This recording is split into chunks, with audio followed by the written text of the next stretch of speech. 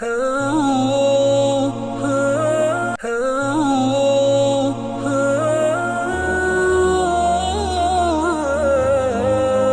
அல்ஹம்துலில்லாஹ் வஸ்ஸலாத்து வஸ்ஸலாமு அலா ரசூலில்லாஹ். அன்பின் பிரே டிவி நேயர்களே, அஸ்ஸலாமு அலைக்கும் வரஹ்மத்துல்லாஹி வபரகாத்துஹு. பிரே டிவி வழங்கும் மனாபீருல் இஸ்லாம் நிகழ்ச்சியினூடாக நாங்கள் இணைந்திருக்கின்றோம்.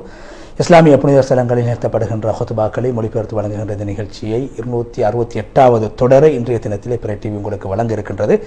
அந்த அடிப்படையில் வளமையை போன்று இன்றும் முதலாவதாக புனித மக்கா முக்கர்ரமாவுடைய ஹுத்பாவை மொழிபெயர்க்கின்றோம். ஹுத்பாவை ஹத்தீப் சாலிஹ் பின் அப்துல்லா பின் ஹுமைத் ஹஃபிதஹுல்லாஹ் நிகழ்த்திருந்த ஹுத்பாவின் தலைப்பு தக்வாவையும் இறை நம்பிக்கை யகீனையும் அடைந்து கொள்வதற்கான சில முஸ்லீம்களுக்கான சில வழிகாட்டல்கள், புத்திமதிகள். அல்லாஹ்வை புகழ்ந்து நபி ஸல்லல்லாஹு அலைஹி வஸல்லம் அவர்கள் மீது ஸலவாத்து ஸலாம் சொல்லி தக்வாவை வலியுறுத்தியதன் பின்பு அல்லாஹ்வுடைய அடியார்களே, நீங்கள் உலகத்தில் செய்யக்கூடிய எந்த ஒரு காரியத்தையும் அற்பமாக கருத வேண்டாம்.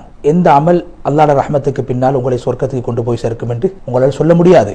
சில வேளை நீங்கள் சொல்லக்கூடிய ஒரு தொழுகை, ஒரு ரக்காத்தாக இருக்கலாம், அல்லது நீங்கள் தேவையுள்ள ஒருக்கு கொடுத்த ஒரு சதக்காவாக தான தர்மமாக இருக்கலாம், அல்லது ஒரு மனிதனுக்கோ அல்லது ஒரு மிருகத்துக்கோ நீங்கள் புகட்டி ஒரு மிடர் தண்ணீராக இருக்கலாம், அல்லது ஒரு சகோதரனுடைய தேவையை நீங்கள் பூர்த்தி செய்த ஒரு காரியமாக இருக்கலாம், அல்லது அல்லாஹ்விடத்திலே நீங்கள் கேட்ட ஒரு துவாவாக இருக்கலாம். இதில் ஏதாவது ஒன்று உங்களை சொர்க்கத்தில் கொண்டு போய் சேர்க்கும். எந்த ஒரு வணக்கத்தையும் நீங்கள் அற்பமாக சாதாரணமாக கருதக்கூடாது.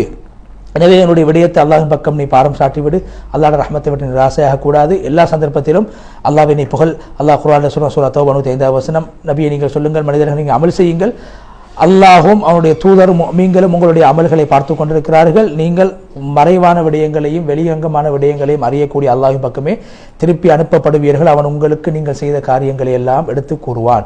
அல்லாஹ்வுடைய அடியார்களே, முஸ்லீம்களே, மனிதனுடைய சீர்திருத்தம் அது ஒரு மனிதனுடைய உள்ளத்திலிருந்து ஆரம்பிக்கப்பட வேண்டும்.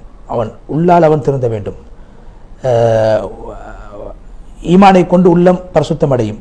குர்ஆனுடைய வெளிச்சத்தை கொண்டு உள்ளம் பரிசுத்தம் அடையும். நல்ல பேச்சுக்களை பேசுவது, நல்ல அமல்களை செய்வது, நற்குணத்தை கொண்டு மனிதனுடைய உள்ளம் பரிசுத்தம் அடையும். உள்ளம் என்பது நிரந்தரமான உலகத்தில் நிரந்தரமான சந்தோஷத்துக்கு அது காரணமாக அமையும். ஆனால் அதில் ஈமான் சேர வேண்டும். எல்லா விதமான பாக்கியங்களை விட உயர்ந்த பாக்கியம்தான் உள்ளத்தில் ஏற்படக்கூடிய அந்த ஈமான் என்று சொல்லக்கூடிய அந்த உணர்வு. எங்களுடைய முன்னோர்கள் ஒருவர் சொன்னார், சில சந்தர்ப்பங்கள், சில காலங்கள் என்னை கடந்து செல்கின்றன. அந்த சந்தர்ப்பங்களை நான் சொல்கிறேன், நிச்சயமாக சொர்க்கவாதிகள் அந்த சந்தர்ப்பத்தை அடைந்து கொண்டால், உலகத்தில் அடைந்து கொண்டால் அவர்கள் மிகவும் உன்னதமான ஆனந்தமான வாழ்க்கையில் இருப்பார்கள். அந்த அளவு சந்தோஷமான நிலைமைகளை உலகத்தில் கண்டுகொள்கிறேன் என்று எங்களுக்கு முன்னால் வாழ்ந்த ஒருவர் சொல்லியிருக்கிறார். அல்லாஹ்வுடைய அடியார்களே, முஸ்லீம்கள் இபாதத் செய்கின்ற போது எப்போதும் அல்லாஹ்வுக்கு முன்னால் நான் அடிமை என்பதையும் அல்லாஹ் ஒருவன் என்பதையும் அவர்கள் நிரூபித்து வணக்க வழிபாடுகளில் ஈடுபட வேண்டும்.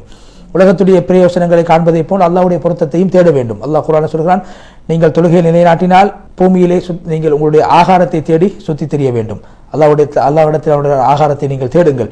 அல்லாஹ்வை அதிகமாக திக்ர் செய்யுங்கள், உங்களுக்கு வெற்றி கிடைக்கும். சூரா ஜும்ஆ 10வது வசனம். ஹஜ்ஜுடைய விஷயத்தில் அல்லாஹ் சொல்கிறான், நீங்கள் தக்வா என்ற சாதகத்தை நீங்கள் உங்களுடைய கட்டுச்சாதகமாக எடுத்துக்கொள்ளுங்கள். கட்டுச்சாதகங்களில் மிக சிறந்தது தக்வாவாகும். என்னையை பயப்படுங்கள் அறிவாளிகளே, நீங்கள் அல்லாஹ் உங்களுக்கு எழுதி வைத்திருக்கக்கூடிய ரிஸ்கை தேடுவதில் எந்த குற்றமும் கிடையாது. சூரா பக்ரா 197 198 வசனம்.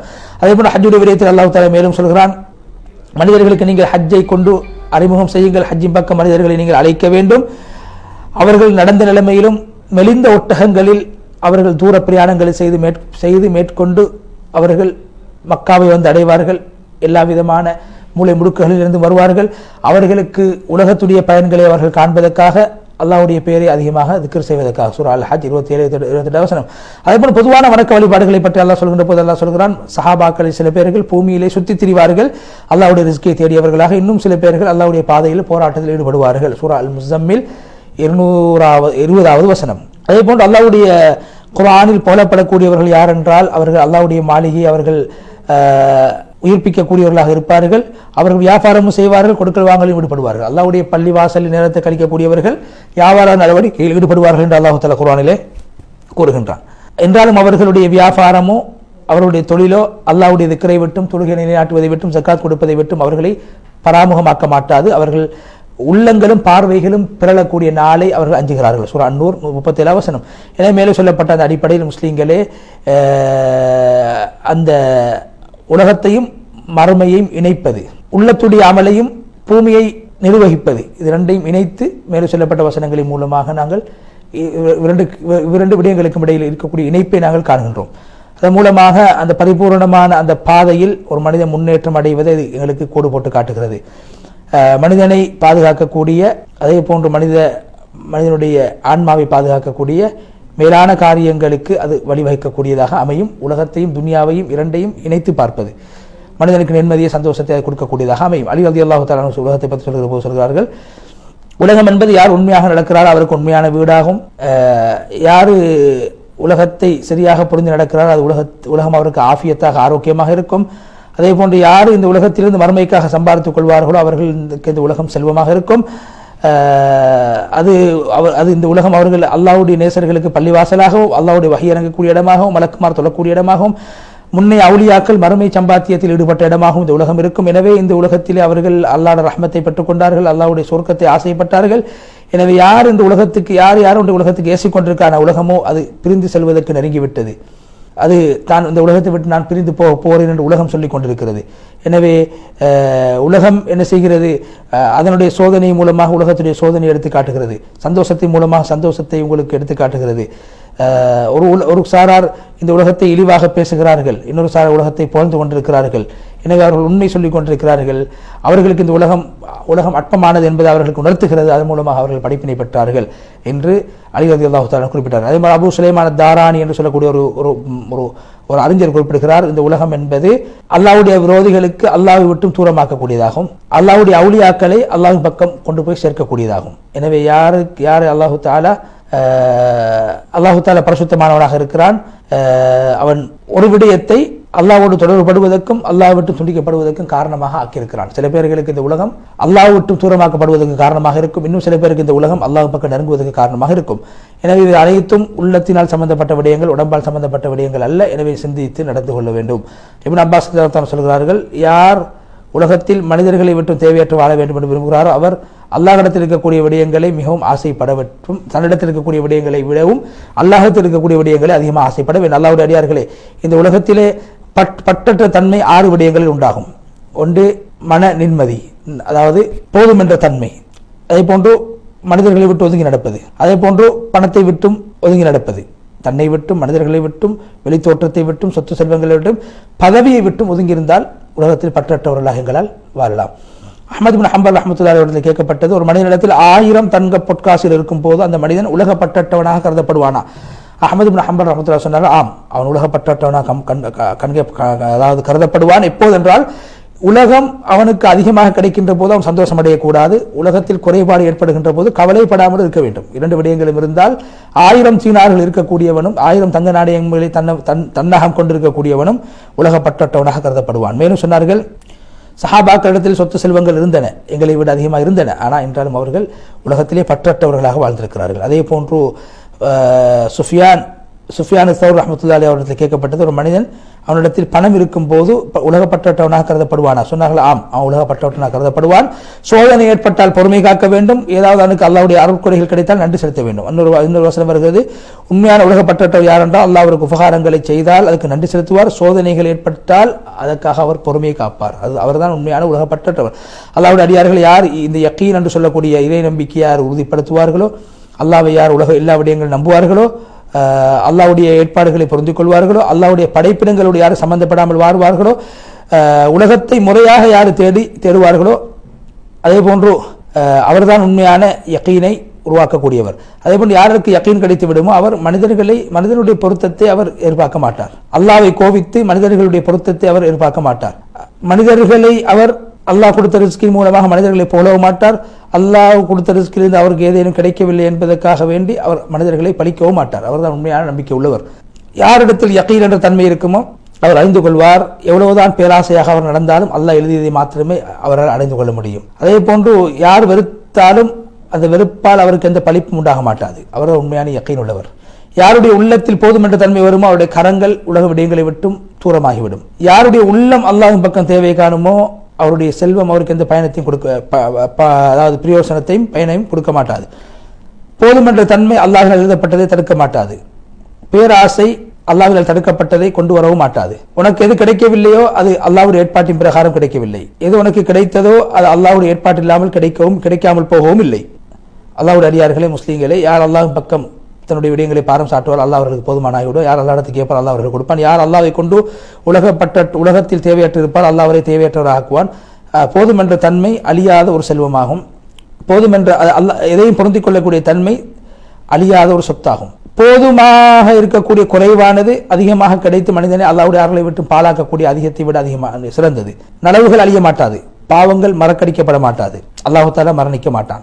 அதே போன்று ஒரு மனிதனுடைய பூர்த்தியான தன்மை என்னவென்றால் அவனுடைய உள்ளம் அல்லாஹ்விடத்திலிருந்து கிடைக்கும் போதும் இல்லாமல் போகும் போதும், சக்தியோடு வாழும் போதும் பலகீனத்தோடு வாழும் போதும் அவருடைய உள்ளம் சமமாக இருக்க வேண்டும். கண்ணியத்துக்கு முன்னாலும் இழிவுக்கு முன்னாலும். உலகத்தில் ஆகப்பெரிய கவலையில் பாதிக்கப்பட்டவன் யார் என்றால் பொறாமைக்காரன்.